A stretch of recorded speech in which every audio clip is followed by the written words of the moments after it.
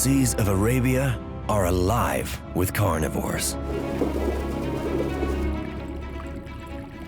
Sharks and rays patrol the coral reefs, hunting down their prey.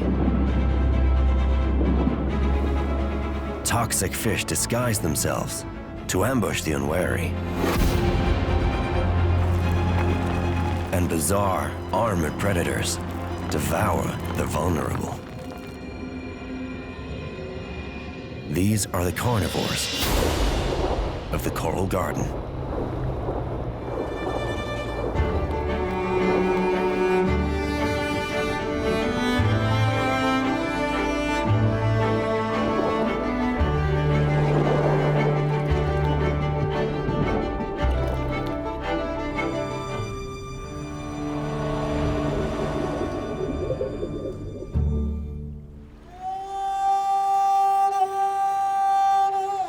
In the remote northwest corner of the Indian Ocean, the seas around Arabia are among the richest in the world.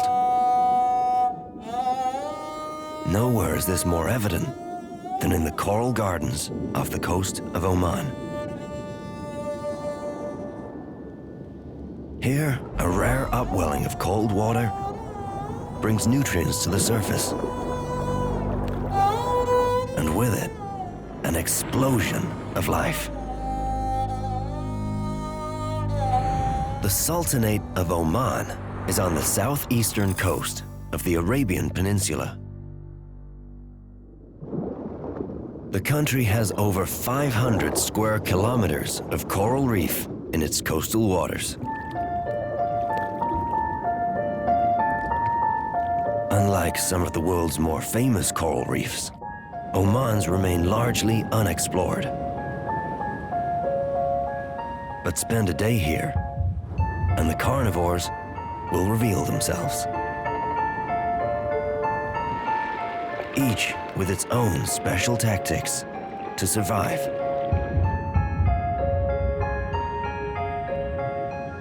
It's dawn. A top carnivore looks for a place to rest after a night of hunting.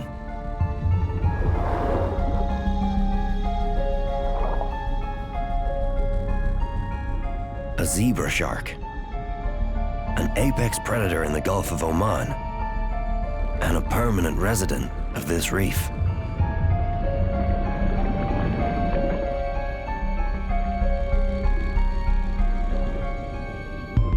Growing up to 2.5 meters, this solitary shark is no threat to fish or humans.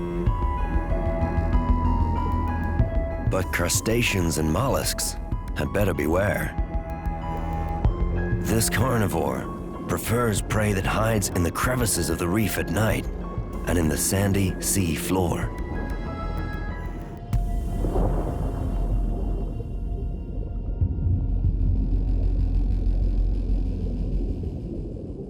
Up close, this one reveals its distinctive spotted skin pattern. It more closely resembles a leopard than a zebra. But this is an adult. The zebra shark begins life with dark stripes, and that's how it gets its name.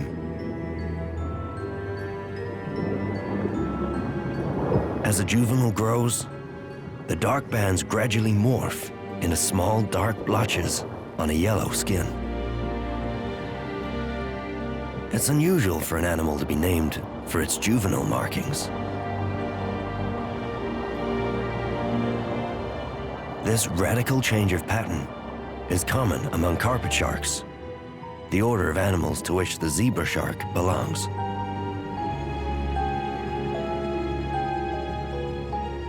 Fully grown, this adult's tail, or caudal fin, is almost half the size of its entire body. It's inefficient for high-speed or long-distance swimming. But this carnivore doesn't migrate like many other sharks. It also doesn't need speed to catch its mostly slow-moving prey. But it does need agility.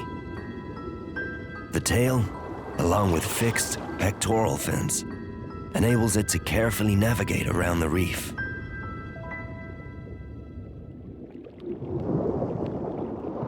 Although solitary by nature, the zebra shark is rarely alone. This female has a number of carnivorous freeloaders in tow this morning. Remora fish often travel with sharks.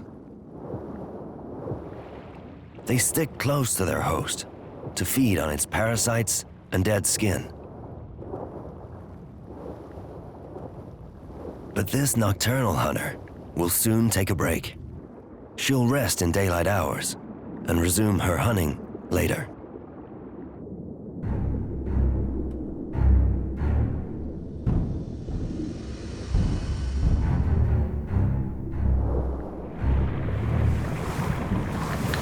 On the hunt for the same hard-shelled prey is a close relative of the shark, a stingray.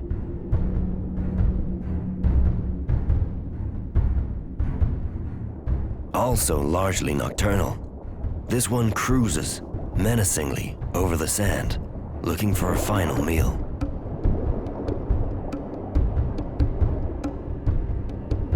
Rays are essentially sharks with flattened bodies and extended tails. Stingrays have a venomous barb on theirs, which they can flick over their heads at a would-be attacker. A sting can be excruciatingly painful, but human fatalities are extremely rare. Despite their dangerous reputation, they rarely use their tails for aggression or defense.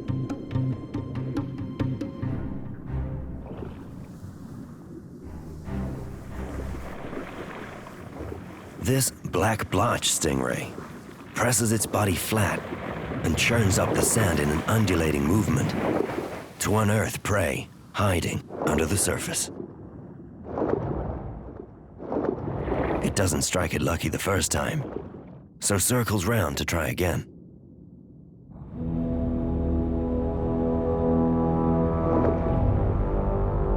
The stingray has large spiracles behind its eyes, openings through which it draws water in. It blows it out through its underside gills, creating turbulence in the sand. Like the zebra shark, this bottom feeder can crush even the most hard-shelled prey. It has up to 90 rows of teeth in its mouth.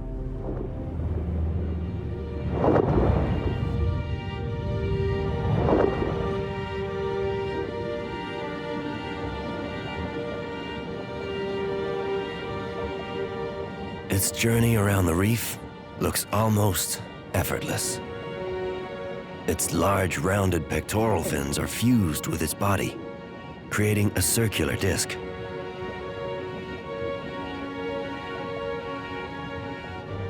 It swims by creating an undulating wave of movement, which ripples down its body and propels the stingray forward.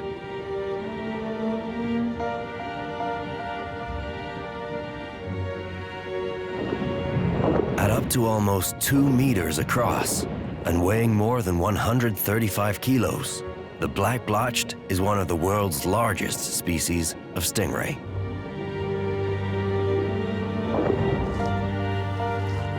The global population is unknown, but here in Arabian waters, they're a rare sight.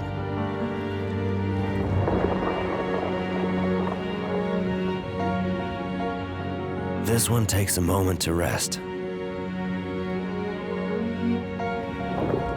but it will need to find a more private place to relax during daylight hours. Even with a barbed tail, lying out on an exposed reef can be dangerous.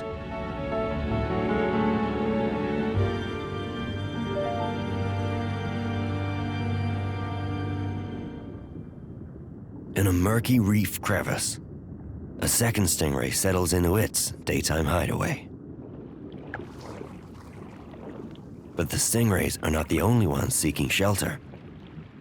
A couple of nervous and also nocturnal squirrelfish are trying to avoid the emerging daytime predators.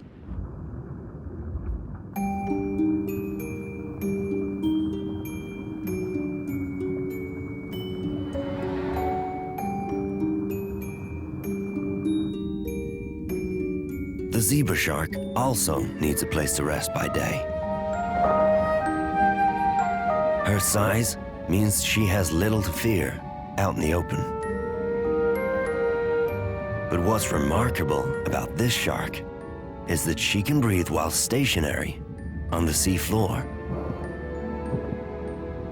Pelagic sharks, those found in open ocean like great whites, would die if they stopped swimming.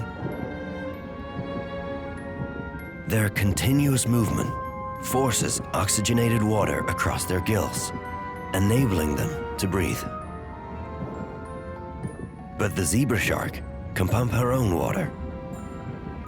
Small mouth movements draw it in through her mouth and push it out through the 5 gill slits on either side of her head. This action is known as buccal pumping. Facing into the fast-flowing sea current makes this even easier. She props herself up on her pectoral fins to lift up into the current. Like the stingray, she also has spiracles behind her eyes to help her to breathe by drawing water in.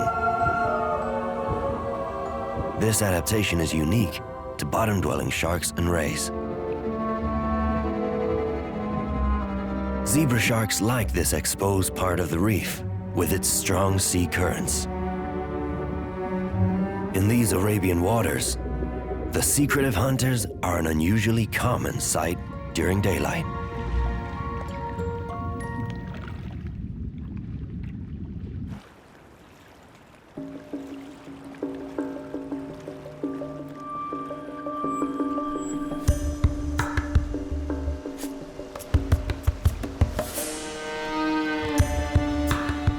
Above the reef is an archipelago of rocky, uninhabited islands.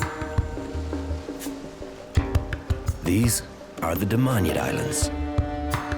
Lying 15 kilometers off the north coast of Oman, the islands were the first in the country to be officially protected in 1996.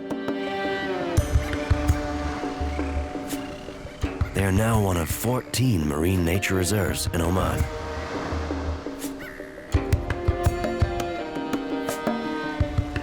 From the sea, they may look barren and unwelcoming, but life does exist here.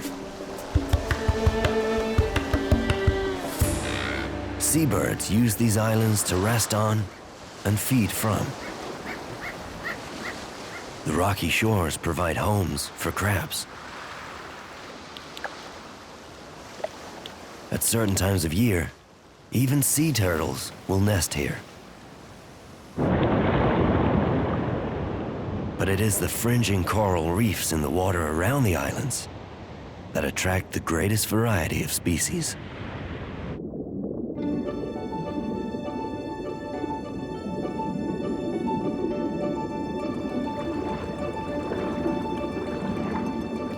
As the sun rises and the nocturnal hunters wind down, the daytime carnivores emerge from their nighttime hideaways.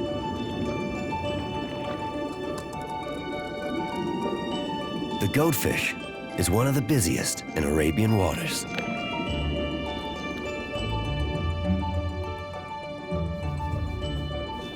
This one actively digs for worms, crustaceans, or other small invertebrates it can find. It uses the long barbels protruding from its chin to detect prey as it rifles through the sediment.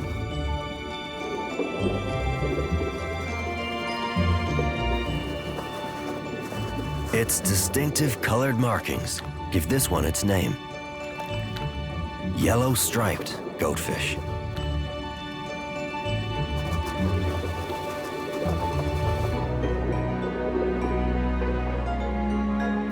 The goatfish is not alone. spinecheeks loiter nearby.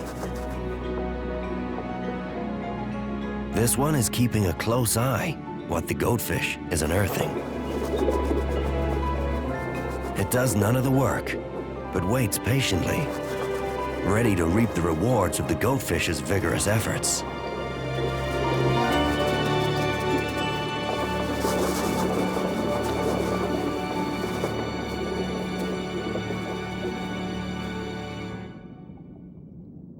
The spinecheek gets its name from an almost invisible, backwards pointing spine just behind its eye.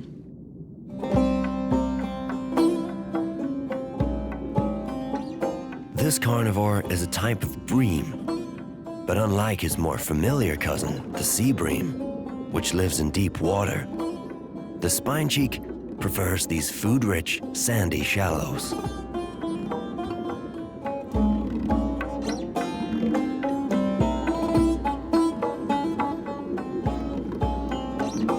All fish have a lateral line running along each side of their bodies. And most fish is not easy to see. But the patterning of the spinecheek makes it more visible, running from nose to tail beneath its distinctive dorsal stripes. The row of small pores leads to a line of fluid beneath the skin, which enable the fish to feel changes in water pressure. This helps them to detect predators and prey, and also helps schools of fish to synchronize their movements.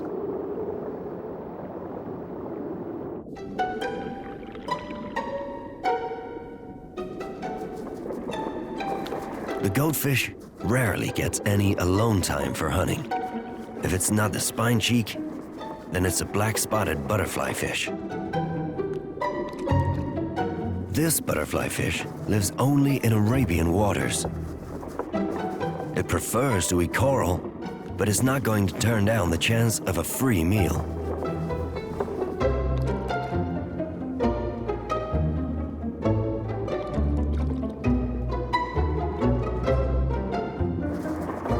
At last, the smaller of the two goatfish strikes it lucky. It's hit a patch of tasty invertebrates under the sand. The two tuck into their well-earned feast, finally away from the attentions of their lazier followers.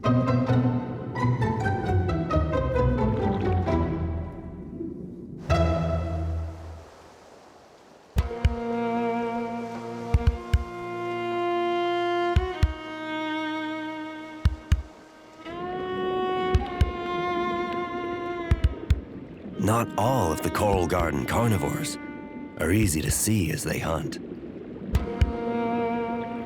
Expertly camouflaged, somewhere in the middle of the rocks and coral, is one of the cleverest carnivores in the Arabian seas.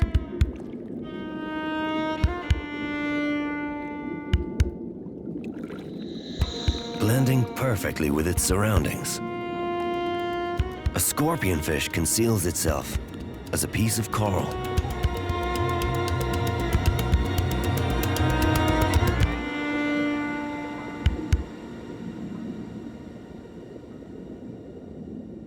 Only the slightest movement gives this skilled mimic away.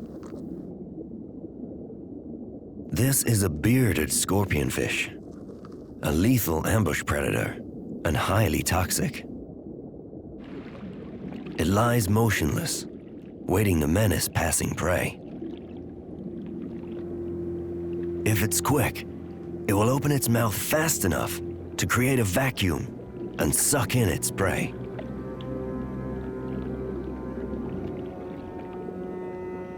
It too is partial to a meal of crustacean, but the small fish hovering overhead could also be in serious trouble.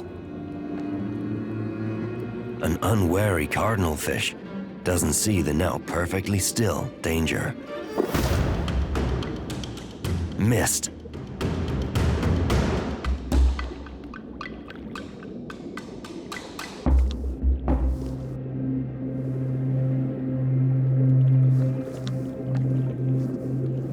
The scorpionfish concedes defeat and moves on.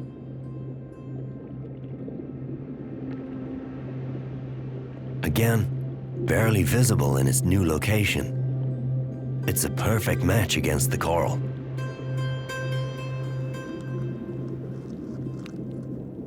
But this spot is already taken. A quick pinch from a coral crab sends it on its way.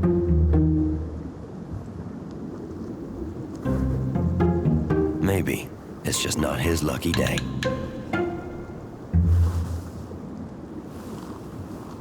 The glum-looking scorpionfish bears a strong family resemblance to its more flamboyant cousin, the equally deadly lionfish. Better known as the devil firefish in Arabian waters, this smooth operator drifts in search of its prey.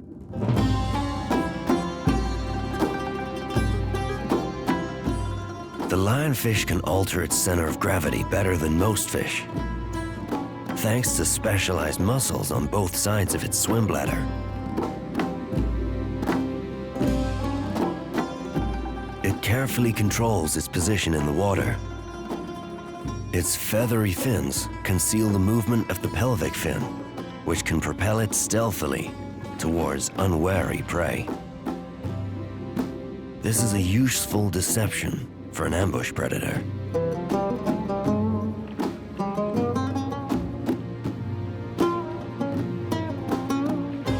Its bright colors and conspicuous patterns signal danger to predators.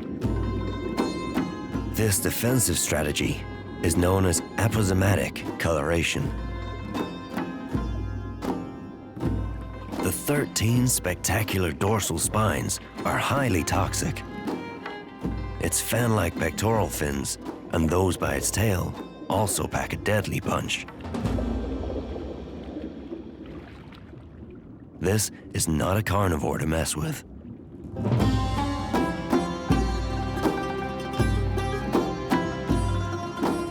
The lionfish is usually solitary and will fiercely defend its home range against intruders, especially other lionfish. But today, two swim, apparently amiably, together. Adults will occasionally come together to combine their hunting skills. This pair may be working cooperatively to corral small fish. They spread their pectoral fins wide as they guide their prey towards the rocks where there's no escape.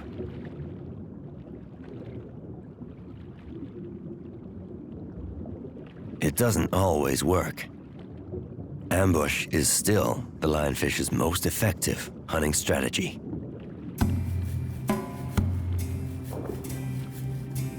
But sometimes catching a meal is as easy as opening their mouths. They can create a vacuum and suck up a fish in a split second. This one may have swallowed something it doesn't like. A big gulp is the fish equivalent of a cough. And bony fish will cough up anything that tastes bad or they can't digest. Lionfish more commonly hunt at night, so these two may have better luck at the end of the day.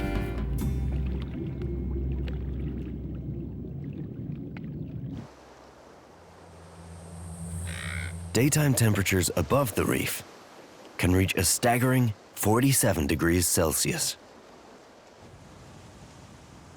In the middle of the day, it's simply too hot to be active on land. Under the water, where temperatures are still up to 32 degrees Celsius, another typically nocturnal carnivore is on the move.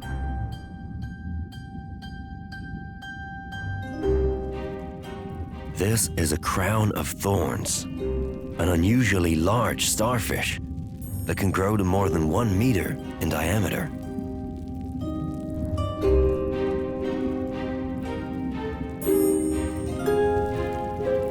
Instead of 5 radiating arms, typical of most starfish, this extraordinary predator can grow a staggering 21.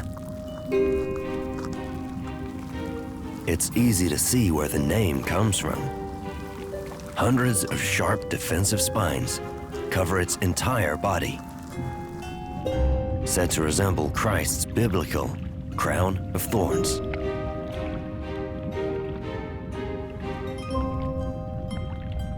This one is surprisingly agile as it moves across the sea floor looking for prey. Starfish typically move at a glacial pace of 15 centimeters a minute.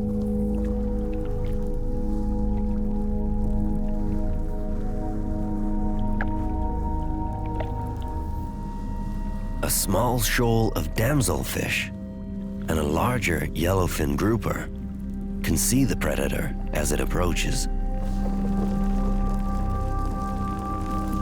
And the crown of thorns can see them. An eye on the end of each arm can detect shape but no detail. The fish appear to take flight.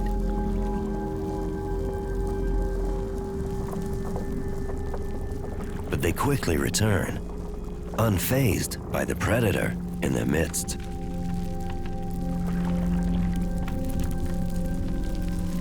The crown of thorns is not interested in them. It's after the hard coral beneath them. Its tentacles search for the tiny living coral polyps that cover the surface. But this bush coral is no longer alive.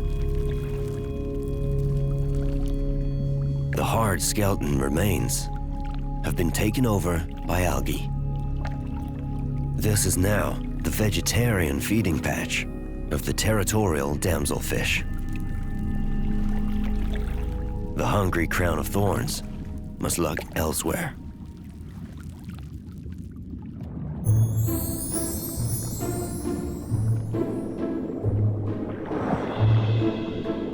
Coral reefs are referred to as the gardens of the sea and are often mistaken for plants. But they are in fact tiny carnivorous animals. They feast on microscopic zooplankton, which they catch on the ebb and flow of the sea currents. These coral gardens beneath Oman's Damaniyat Islands are dominated by huge acropora corals. These hard corals are the major reef-building species, like these spectacular plateaus of staghorn coral. Branches of beautiful purple sea fans, close relatives of coral, are also in abundance. So too are these teddy bear corals, one of the brightest soft corals on this reef.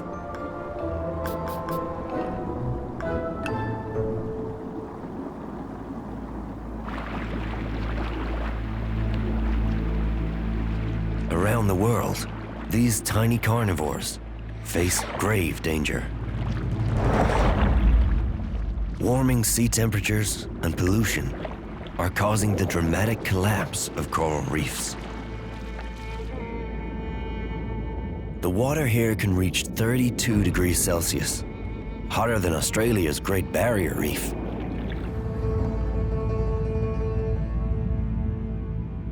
But whilst other reefs suffer the devastating effects of coral bleaching, in part from rising temperatures, the Damaniyat reefs so far remain less affected.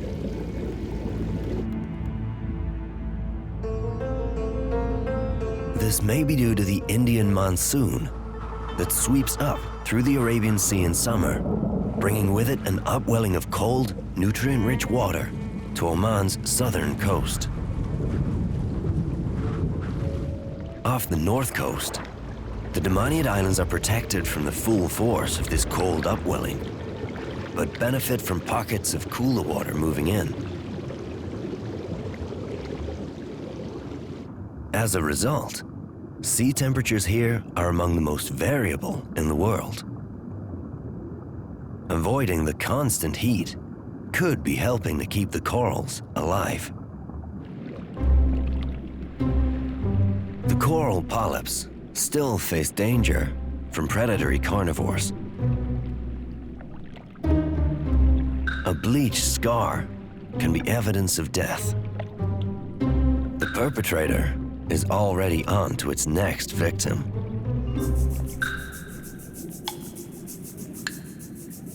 A healthy reef can actually benefit from some damage to the fast-growing acropora coral by giving slower-growing species more space to establish.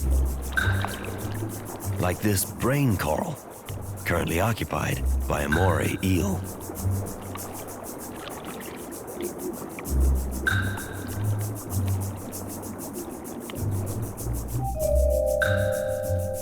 Come the late afternoon, the crown of thorns is still on the prowl.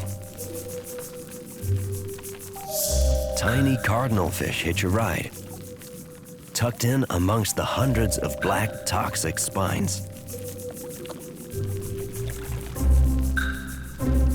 These little nocturnal carnivores gain sanctuary with their spiked protector until darkness falls, when they too will head out to hunt.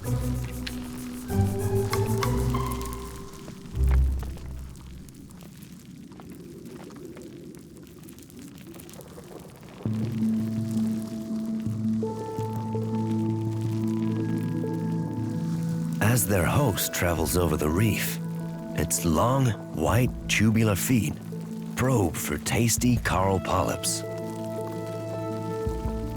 If it finds some, it feeds in the most remarkable way. It's able to push its entire stomach out through its mouth on its underside to smother the coral. Stomach enzymes break down the living coral tissue into a kind of soup, which the crown of thorns then sucks up as it retracts its stomach back in through its mouth. This extraordinary tactic allows it to feast 5 times faster than other starfish.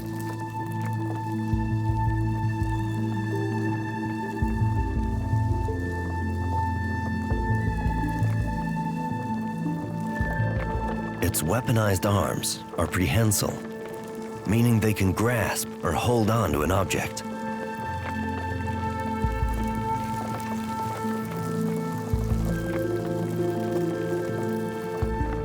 Within a minute, the carnivore smothers the coral. Its tiny passengers jump ship into the equally protective spines of an adjacent sea urchin, their more common host. The crown of thorns keeps moving on its destructive coral path.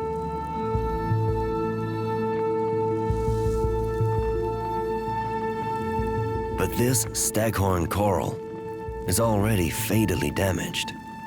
Crown of thorns often return to the scene of their feasting crimes to remove any last polyp survivors.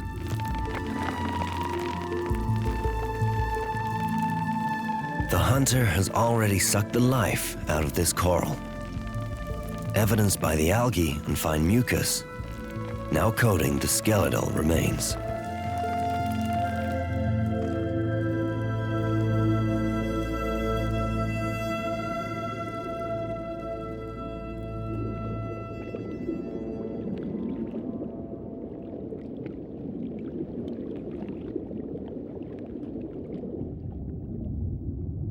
The master of coral mimicry, the bearded scorpionfish, has found itself a new afternoon dining spot. Color matched to the brain coral to the right, only a flicker of an eye reveals its true identity. It waits patiently for a nervous shrimp to make a fatal mistake.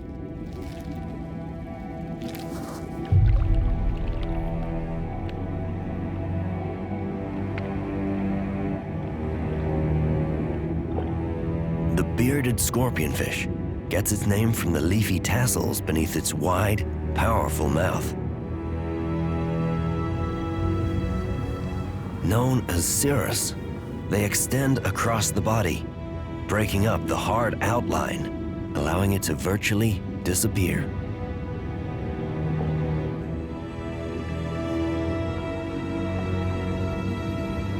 Something catches its eye.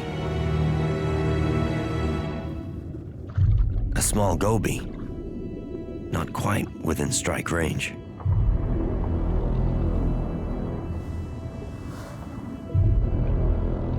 The hunter makes its move.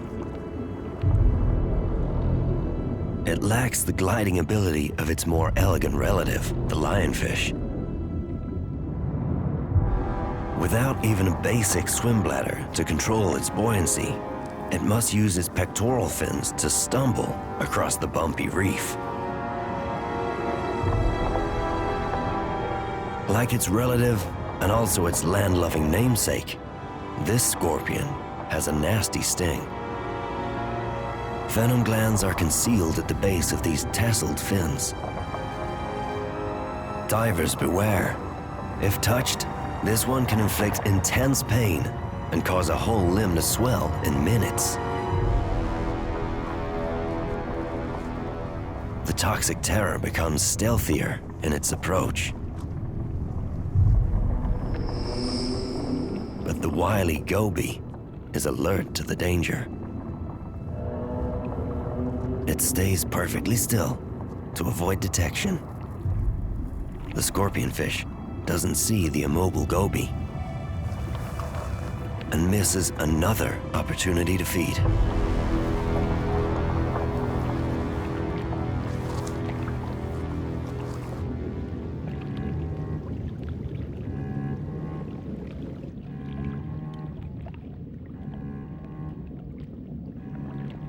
The female zebra shark has spent most of the day alone. By late afternoon, she has company.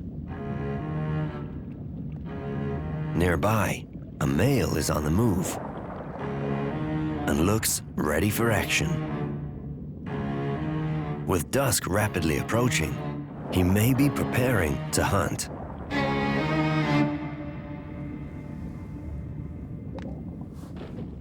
But this one appears to have something else in mind.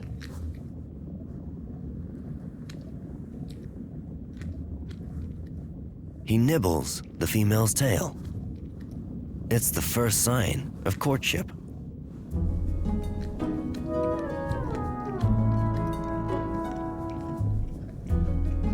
If he's to succeed in his romantic advances, this male will need to keep a firm grasp of the tail. To win her over, he must be tenacious. His love interest won't wait long.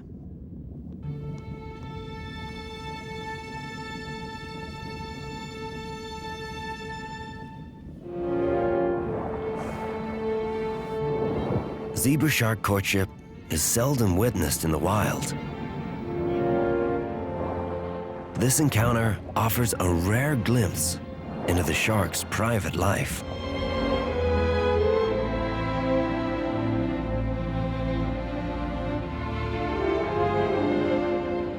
This male is smaller than his potential partner. He's possibly only just reached sexual maturity and is new to the mating game. If he's to succeed, you'll need to be more assertive. Before mating, an experienced male will hold his partner either by the tail or pectoral fin for several minutes. Then he must twist her onto her back.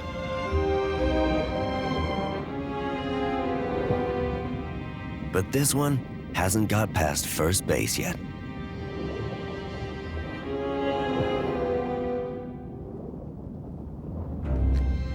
At last, he gets the tail. Now he has to spin her over.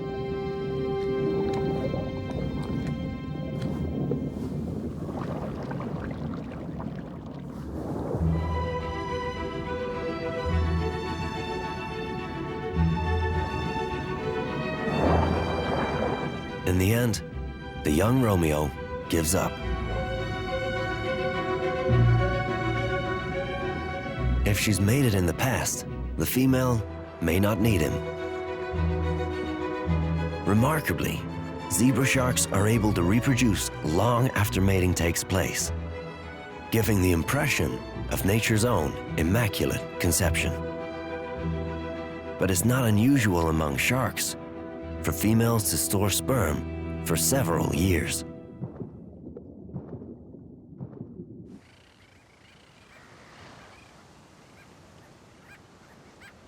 As the daylight begins to fade, other nocturnal carnivores prepare to hunt again.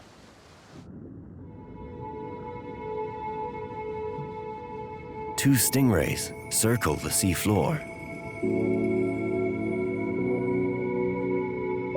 These are cowtail stingrays. They rest in twos or threes for protection, but are solitary hunters.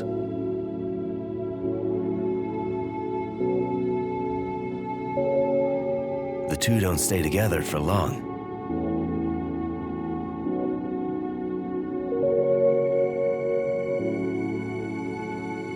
Cowtail stingrays have tapering, flag-like tails and triangular pectoral fins.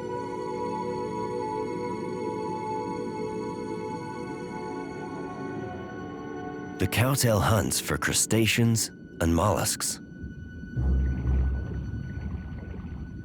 This stingray is also partial to a bony fish, especially those that lie on the sea floor. A flatfish is a perfect target. This one is a sole, a favorite on both human and cowtail menus.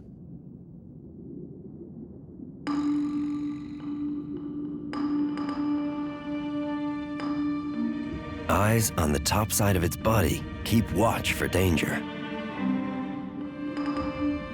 It edges itself slowly away from a perceived threat, using its filament fins to push itself across the sand.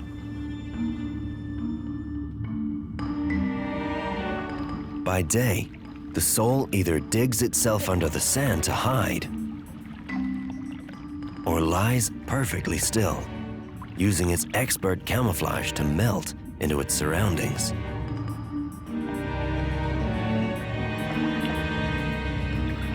This one is eager to escape, but is careful to avoid alerting the stingray to its location.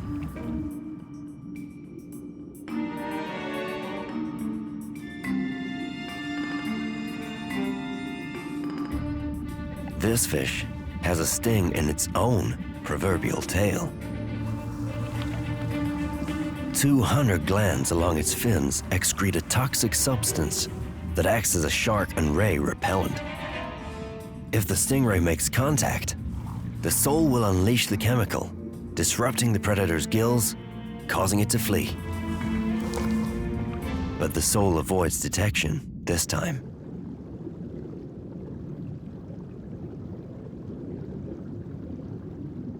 The second stingray lacks the billowing tail flag of its companion, most likely a casualty of a hammerhead or requiem shark attack. Some species of stingray can regrow a lost venomous barb.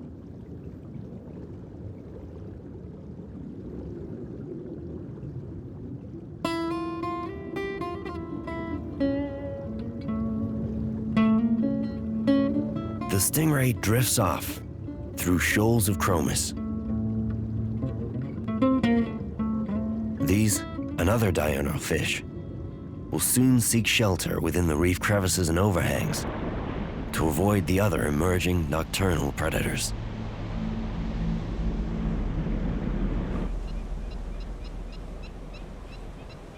The day is drawing to a close. Light fades fast beneath the waves.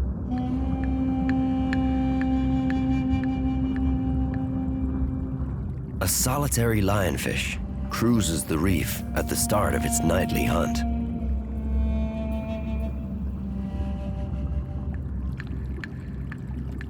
Its long, toxic fin filaments radiate like streamers to keep predators at bay.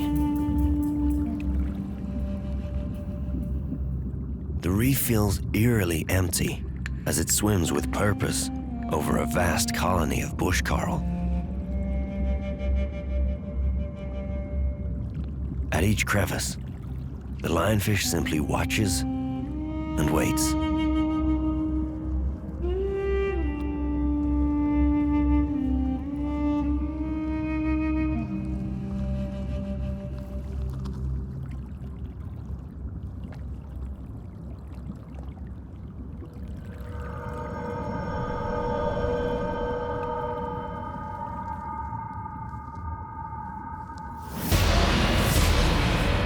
Finally, its patience pays off.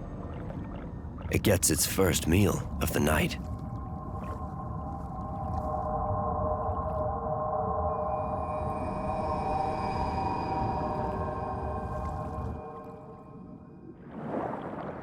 The zebra shark sets off on her own quest for food.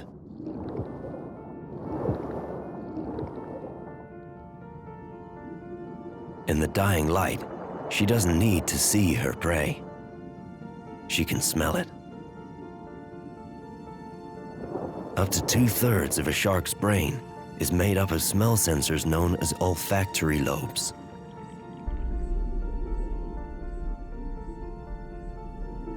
Moving her head as she swims helps her detect the exact direction of where to find a crab or shrimp.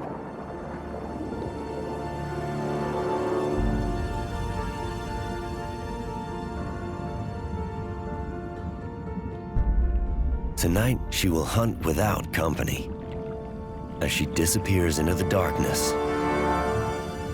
a magnificent carnivore among the coral garden.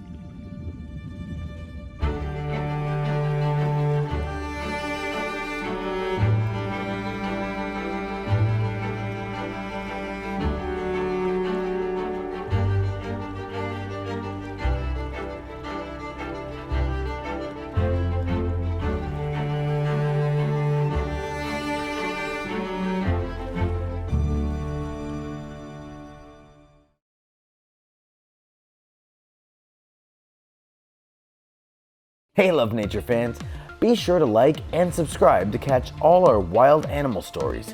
Get closer to nature right here on YouTube.